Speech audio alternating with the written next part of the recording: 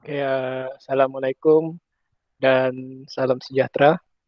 Oke, eh, hari ini kami akan membentangkan mengenai topik komunikasi krisis dan perhubungan awam yang terdiri daripada Joshua Kilam Josli, saya Muhammad Amirin Syakiri bin Hasmat, dan Ruben Samin.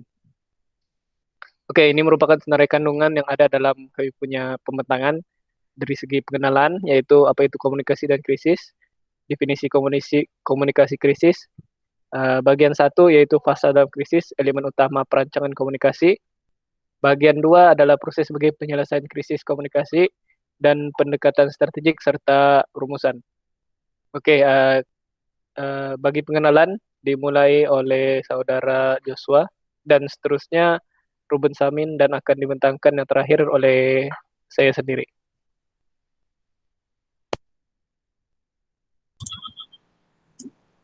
Oke, untuk pengenalan, apa itu krisis dan komunikasi? Krisis merupakan suatu keadaan atau peristiwa yang berlaku secara tiba-tiba dan berlaku di luar jangkaan. Menurut Timothy Cobbs tahun 2012, mendefinisikan krisis sebagai persepsi akan kejadian tidak dapat dijangkakan yang memberi ancaman kepada suatu kepentingan yang serius dan dapat mempengaruhi kerja dalam sebuah organisasi dan menghasilkan output yang negatif.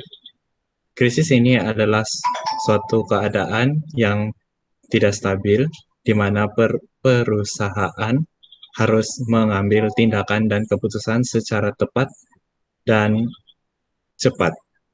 Flink 2005. Eh, Komunikasi merupakan suatu proses pemindahan maklumat, perasaan, ide, dan pikiran seseorang individu kepada individu atau sekumpulan individu yang lain.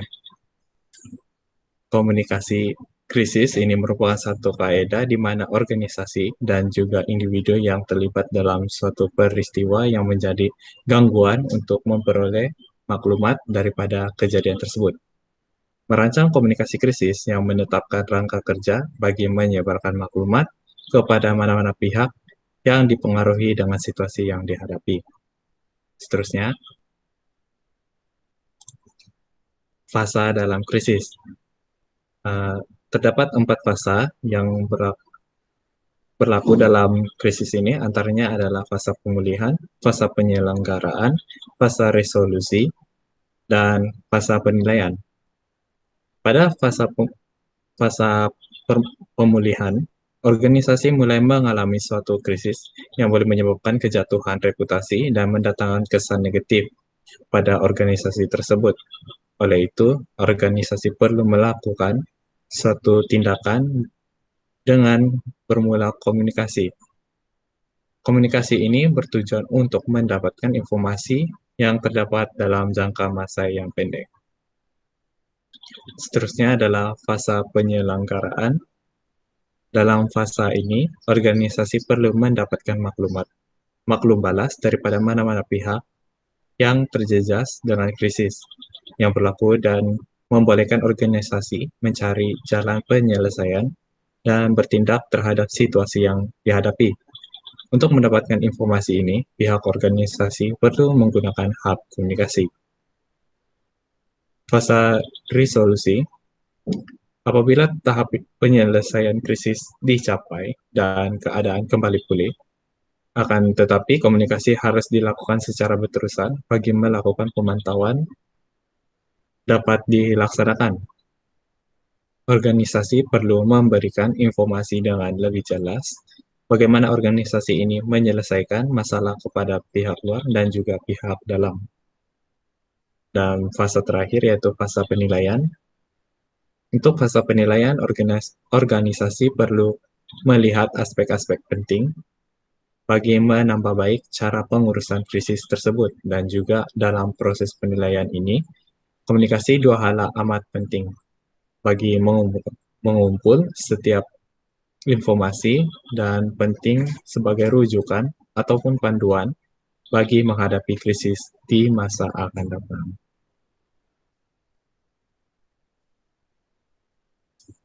Oke, saya serahkan kepada pembentang seterusnya. Oke, seterusnya adalah elemen utama krisis komunikasi dan hubungan awam. Yang pertama adalah mengenal pasti pasukan komunikasi krisis. Pertama sekali adalah penting untuk mengenal pasti individu penting dalam organisasi. Semasa membentuk pasukan, tentukan apa peranan dan tanggung jawab masing-masing semasa krisis dan lakukan latihan formal untuk mempraktikkan proses membuat keputusan. Yang seterusnya adalah membangunkan tindakan respon. Apabila timbulnya situasi krisis, penting untuk mengumpulkan semua fakta secepat mungkin, siapa, apa, bila, di mana, mengapa, dan bagaimana, serta mengesahkan maklumat dengan sumber yang boleh dipercayai. Pertimbangkan untuk membuat senarai semak soalan-soalan penting yang perlu ditanyakan, memastikan semua maklumat dapat diketahui semasa krisis. Seterusnya adalah membangunkan message utama. Semasa mengembangkan pesanan, penting untuk berkongsi fakta yang tidak dapat dipertikaikan.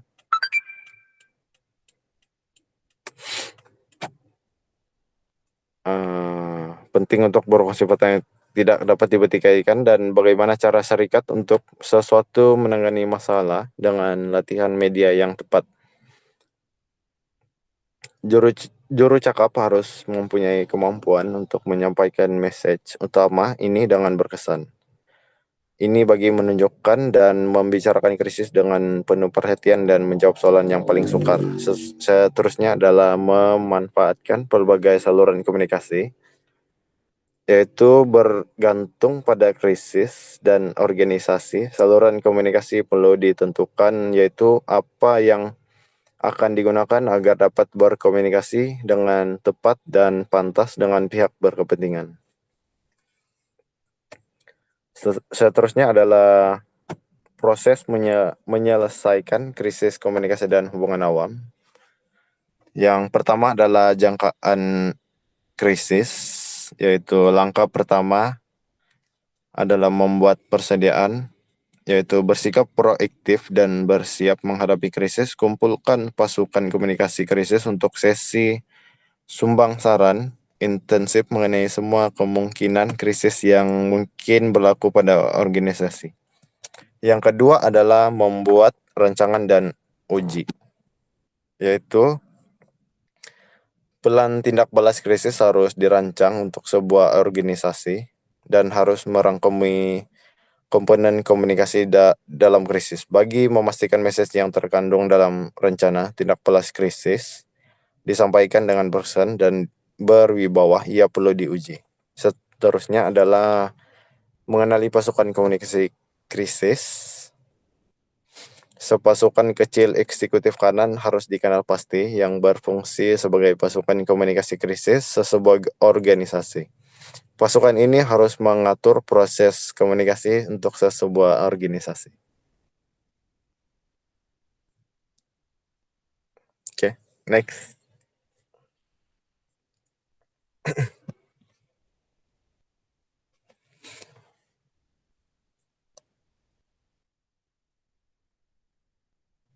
Oke, seterusnya adalah menetapkan sistem pemberitahuan dan pemantauan, yaitu mengetahui apa yang dikatakan terhadap sebuah organisasi media sosial oleh pekerja, pelanggan, dan pihak berkepentingan yang lain seringkali membolehkan Anda mengikuti tren negatif yang jika tidak dikenal pasti akan berubah menjadi krisis. Begitu juga memantau maklum balas daripada pihak berkepentingan semasa situasi krisis membolehkan Anda menyesuaikan strategi dan taktik dengan tepat. Seterusnya adalah berkomunikasi, yaitu krisis yang berlaku pada awal permulaannya adalah sangat kritikal dan pihak berkepentingan serta awam akan menunjukkan perasaan atau sikap dengan cara bercakap dan atau menulis pertanyaan sepanjang krisis. Oleh itu, perlu memastikan maklumat yang salah diperbetulkan dengan segera apabila ia muncul. Seterusnya adalah analisis pasca krisis, yaitu selepas krisis, analisis formal mengenai apa yang telah dilakukan dengan baik, apa yang dilakukan lebih baik pada masa akan datang, dan bagaimana untuk memperbaiki berbagai elemen rancangan tindak balas krisis organisasi. Oke, seterusnya saya serahkan kepada Amir. Oke, seterusnya adalah pendekatan strategik. Pendekatan strategik merupakan langkah atau cara untuk membuat rancangan agar lebih teratur untuk mencapai matlamat serta kebijaksanaan dalam mengurus suatu krisis yang berlaku. Krisis dalam komunikasi memerlukan pendekatan strategik dengan mewujudkan langkah berjaga-jaga. Berdasarkan dengan ide yang telah diberikan, semasa langkah berjaga-jaga, kebanyakan tindakan yang diambil oleh organisasi dan tempat tiada kaitan dengan situasi krisis tertentu. Tapi langkah tersebut berkaitan dengan langkah pencegahan yang dilakukan. Tahap yang sedang berjalan ini digunakan untuk mewujudkan image yang kuat dan menguntungkan bagi tempat tersebut melalui aktiviti seperti sumbangan sosial, hubungan masyarakat, mengalokasikan sumber kepada perhubungan awam, dan hubungan media yang baik akan wujud. Contohnya, bagi setengah individu atau orang yang berkepentingan pada masa krisis inilah untuk mereka meluaskan lagi perhubungan awam dengan memberikan bantuan yang dapat meningkatkan image dan kepercayaan orang awam terhadap mereka. Karena segala bantuan yang diberikan sangat diperlukan dan menghadapi krisis yang berlaku. Oke, dalam pendekatan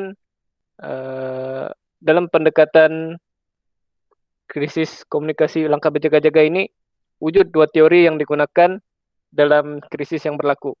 Dua teori tersebut adalah teori komunikasi krisis situasional dan teori pembaikan image, yaitu menganggap organisasi harus melindungi reputasi dan image mereka melalui tindak balas yang sesuai terhadap krisis yang berlaku. Oleh itu, untuk menyusun message yang berkesan untuk mempertahankan krisis, menjadi titik fokus penyelidikan adalah komunikasi krisis.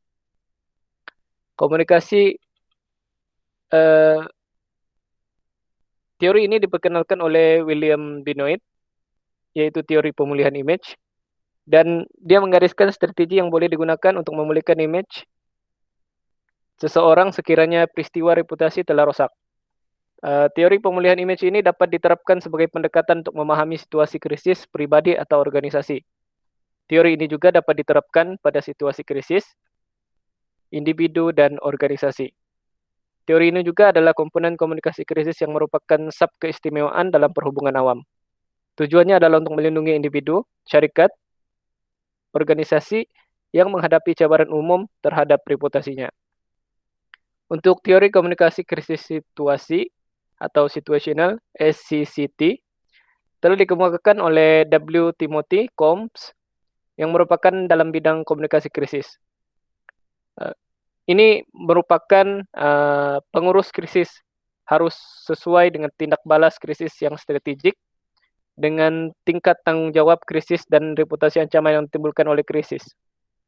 Mengevaluasi jenis krisis, sejarah krisis, dan reputasi hubungan sebelumnya akan membantu pengurus krisis meramalkan tahap ancaman reputasi,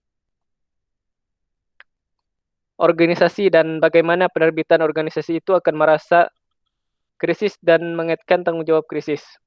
Oleh itu, SCCT ini boleh diterapkan dalam organisasi pengurusan krisis.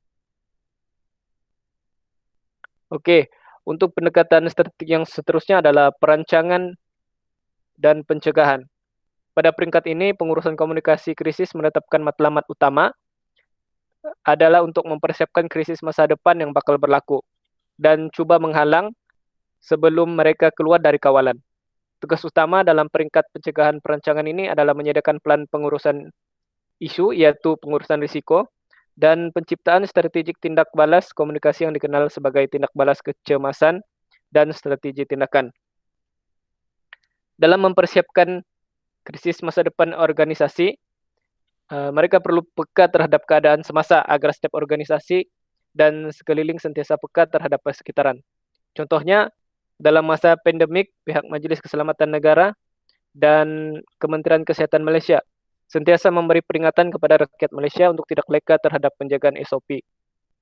Karena krisis yang ada dan pandemik memberikan kesan yang sama ataupun lebih lagi terhadap persekitaran atau setengah kawasan. Setelah krisis yang dialami telah kembali pulih, organisasi atau pihak berkepentingan perlu peka dan sentiasa mengadakan komunikasi dua hala untuk bertanyakan pendapat terhadap penduduk persekitaran. Oke, seterusnya adalah pengendalian krisis ataupun pelaksanaan krisis.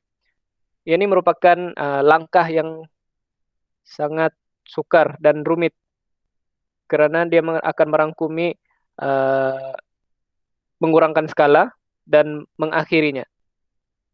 Seperti peringkat sebelum ini, penggunaan teknik komunikasi krisis yang betul, profesional dan proaktif dapat memudahkan persepsi krisis dan mencegah kerusakan jangka panjang terhadap image tempat tersebut. Sebaliknya, tempat-tempat yang tidak menguasai liputan krisis dan menyampaikan message yang betul, mungkin mereka akan menghadapi krisis image jangka panjang. Sebaik saja berlaku suatu krisis dan respons secara berperingkat dan teratur perlu agar kawalan terhadap suatu sebaran dapat dilaksanakan. Sebarang kenyataan bertulis atau lisan perlu melalui daripada pihak organisasi krisis yang telah dibentuk. Pada masa yang sama, semua pihak perlu menunggu kenyataan resmi dan tidak menyebarkan sebarang spekulasi. Sebaik sahaja krisis telah dikenal pasti, penyataan awam akan disampaikan melalui juru cakap yang telah dilantik. Untuk juru cakap perlu dilantik melalui organisasi ataupun orang yang tertinggi dalam organisasi. Hal ini karena agar maklumat yang diberikan adalah sahih dan boleh dipercayai oleh persekitaran.